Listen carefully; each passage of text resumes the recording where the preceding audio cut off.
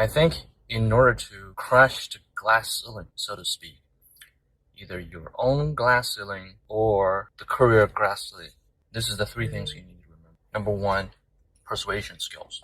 To learn how to persuade. Because persuasion is the highest form of communication. It is the connection between two parties. And also, persuasion is not manipulation. Persuasion is to change someone's worldview with something better. You are thinking about this person. You wanted to let him or her know that. That's persuasion. Another important skill is mechanism. You wanted to have radical open-mindedness. I think this is Ray Dalio said in his book, Principle, said, be radical open-minded.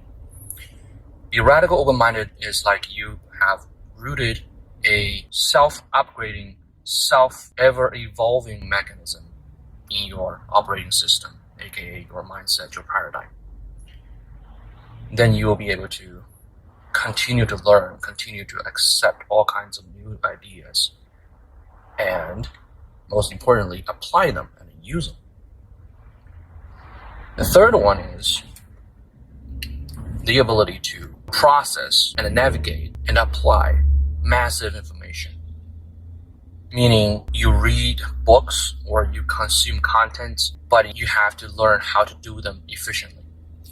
Not being consumed, but you still want it to be actively lead the content and lead those things. Keep that background thinking. What is the core idea of this book? What is the author trying to tell me? Especially, you don't want to read the book from cover to cover. You just wanted to get the idea, maybe just one sentence. What is that one sentence that author trying to persuade me? And what are the other three lesser important facts that author trying to persuade or convey? So, three things. Number one, learn the skill of persuasion. Number two, have a radical open-mindedness. Number three, learn to rapidly absorb and process information. Thank you.